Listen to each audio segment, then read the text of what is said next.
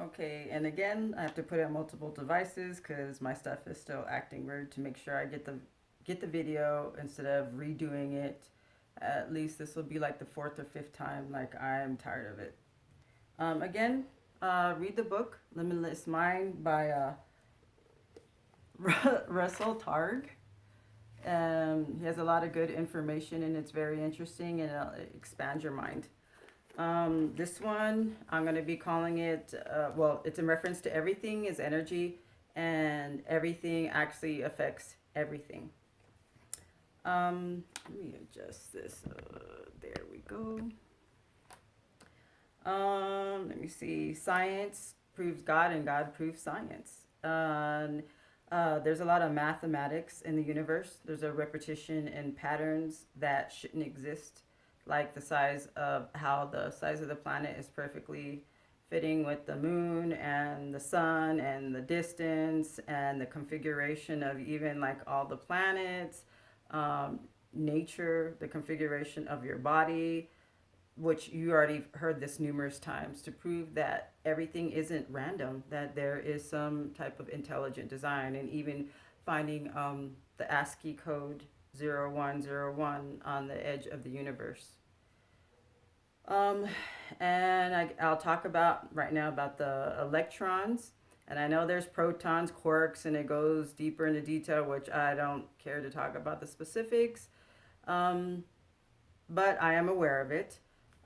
With electrons on the outside, like levels of the atom, that every electron cannot be in the same position as any other electron. That the changing of the position of one electron in existence changes every single electron all the way to the ends of the universe. So, in energy wise, everything does affect everything. And also, with you've heard about sister particles, that you could have two particles and you can set them apart. It doesn't matter the distance. And you do change to one particle, like you spin it one way, the other particle instantly spins the same way, which scientists, like it baffles a scientist, like that should be impossible unless time and distance doesn't matter. And in which situation would time and existence not matter? In a dream. In your dream, you can dream within 15 minutes and feel like it was hours, years, months, different lifetimes.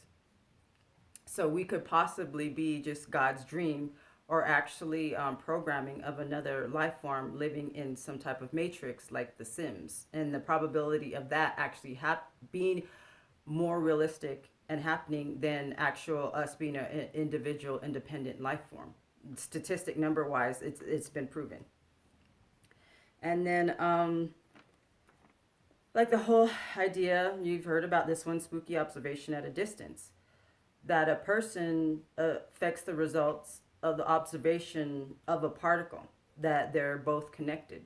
Like the fact that um, energy is in multiple positions at a single time, and it's supposed to not even be like a single particle, that it's in a waveform existing in multiple like forms and even realities, that the moment that a person observes, that waveform changes into one specific particle, one specific part, which baffles scientists. So that means like even certain results of tests or procedures or experiments, the observer actually affects the results.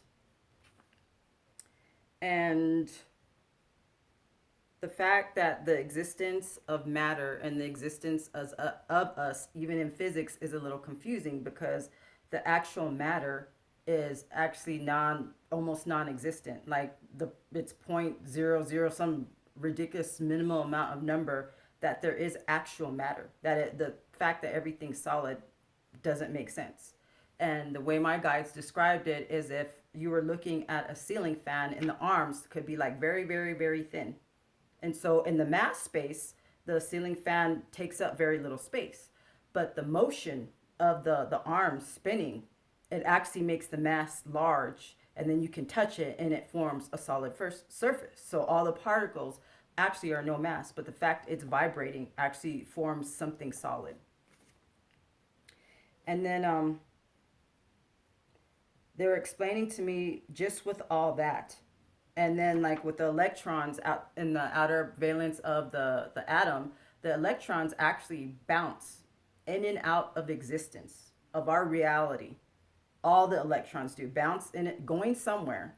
And in metaphysics, and they talk about that you like the electrons that make up you could be the electrons that make up the couch, the electrons that actually bounce into another reality and creates is part of another version of you, and there's multiple versions of you. And so they're explaining everything exists right now, and even like your thoughts, the energy of your thoughts actually form a change and can cause a change all the way to the ends of the universe.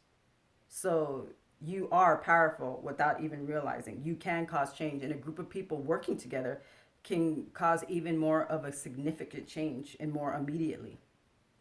So they're describing it to me that everything exists right now. With the fact, with the basically time doesn't exist, distance doesn't exist, that it's a figure of, it's like just our imagination. It's actually an illusion. And that they described it as our life is like what matters right now is the present. That our life is like a CD role playing game. That everything on the CD exists right now. The past, the future, and then you're experiencing the present moment. But since everything exists, you're choosing to experience one spot on that CD. But the fact that you can affect everything, that your decisions right now, what you think right now, can actually change the past and the future. So you can keep on with the energy of you, can keep on changing that CD. So what actually matters right now is the present moment. It changes everything. And also with 0 point energy, that even Tesla knew about this and was trying to put it out in the world. And of course, the powers that be didn't want this information out there. That we actually are swimming in energy, just like fish are swimming in water, but they don't realize they're swimming in water because that's the only reality that they know. That we are swimming in energy, and electricity wasn't created. It was only actually harnessed by some type of transformer. It's inefficient, but it's actually harnessing the energy that's already there. And the sun is the same way too, that it's only a transformer harnessing the energy that exists throughout the universe. And even with this energy, it actually has the coding for the DNA of all existence, that they can actually see this energetic field. And later on, another video, I'll talk about orgone energy, which is life energy, that every living thing has this energy that can actually be detectable, which Wilhelm Reich discussed it and even built machines that actually can manipulate the weather. And the government knew about it and put him in prison, and somehow he died in prison. And with this technology, he actually can actually harness it to heal people's bodies and kill diseases and infections. And he even went into more detail about diseases and infections, what they actually are, which we currently aren't being told the truth about. And then Tesla was trying to put this information out there about this free energy, which the powers that be didn't want out, because then they couldn't control the population. You know, have them be in this lack mentality and paying for gasoline, fuel, have inefficient vehicles, inefficient form of transportation, and an efficient form of technology that is toxic to people, like the Wi-Fi, the Bluetooth, and the cell phone. And then also, there's been proof of this energy field that actually has the genetic programming for life. They've done tests where they'll take two test tubes. One test tube will have salamander eggs, and another test tube will have frog eggs. And they will shoot a laser through the frog eggs to the salamander eggs, and the salamander eggs will actually produce frogs instead of salamanders. So this energy transfer, the DNA imprint with the laser, can be transferred to from one set of species to another. And you can look this up too. And then my guides were explaining to me that the true form of energy that we are taught the existence, and it explains why all this science makes no sense and it's a little bit confusing, that the true form of life is energy, that the original beings are energy. And we are actually the AI, or what we would consider the robotic form for these, as a result of these other energetic species, that we are their AI. So this flesh is artificial. The true form of everything is energy. That's why physics and science make no sense, which is crazy. And to think about it, that makes more sense. And then since everything is energy, like to me, I don't actually believe in magic the way we consider magic. I believe magic is actually technology that we're not aware of or we're not taught. Like everything is energy, and everything influences everything. The shapes, colors, placements of things, our thoughts. So basically, if our thoughts are energy, that's magic. Our intentions are magic. And if energy and our thoughts have a type of force, and then we already know like attracts like. So you have to be aware of your intentions and your thoughts and what you put out into the universe, because it comes back to you. Um, and then also the fact that everything exists right now. They taught me, it was about 2 years ago, my dog Nikki, she was very, very old. She had cataracts, diabetes, problems in digesting her food. She was deaf, and she was very, very uncomfortable. So I decided to finally put her to sleep. And I was very, very depressed about it. And any moment it was quiet, I would cry about her. And then my guides explained to me, you already know the truth. Just remember, we've already explained everything to you, that everything exists right now. And you sitting in this pain and regret, it does not benefit you. That they're like, just remember what we taught you.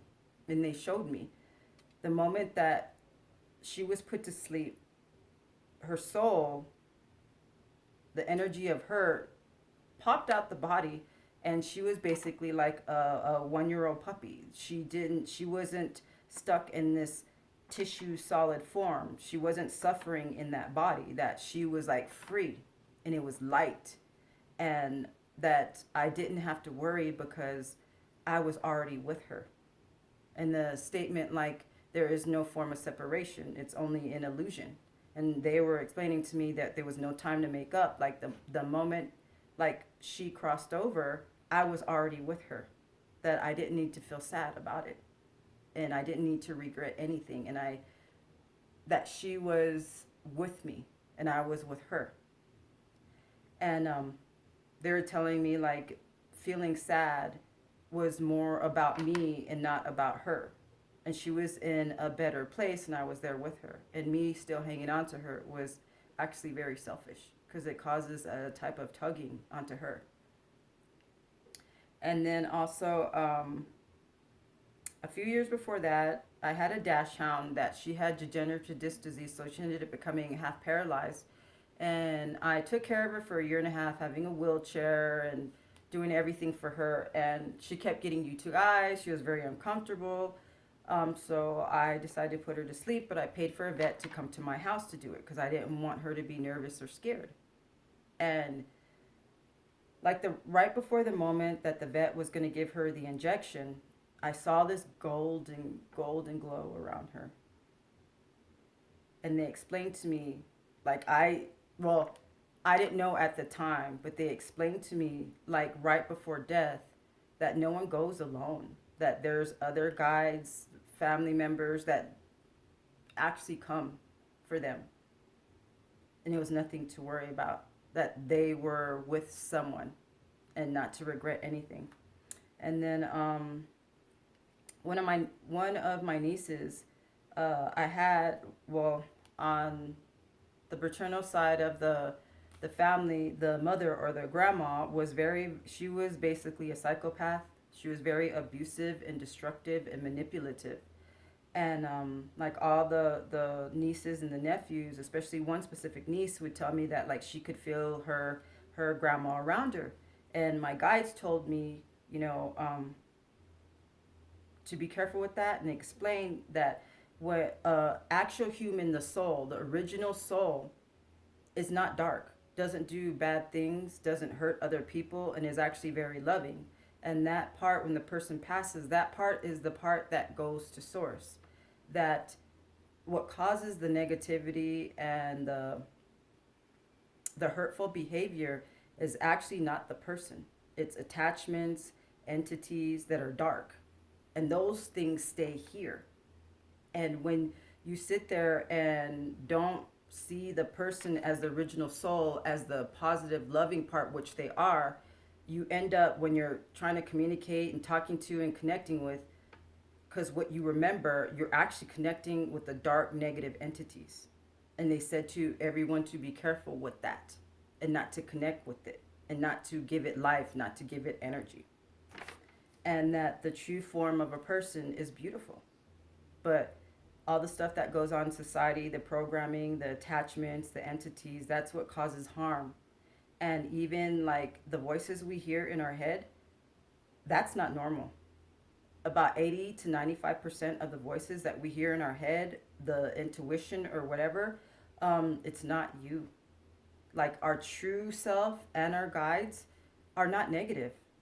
They love you. You love yourself, but there are entities, and some call them demons, and thought forms that sit there and just say repeating negative things in your head. And later on, I'll make some videos about it on how to recognize that, stop that chatter in your head.